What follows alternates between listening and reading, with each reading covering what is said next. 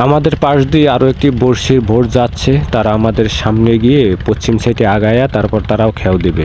মনে করেন যে আমরা এই বড় মাছগুলো আমরা একা ধরে থাকি না, আমাদের সাথে আরও অনেক বড়শির ভোট রয়েছে, তারা এক একজন এক এক দিকে যায়।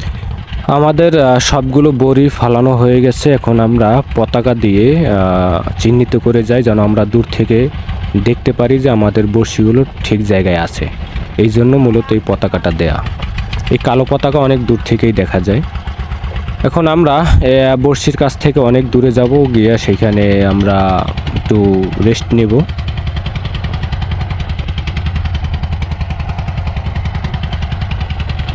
আমরা বড়শি ফেলে একটু দূরে চলে আসছি, এখানে আমরা রেস্ট নিচ্ছি।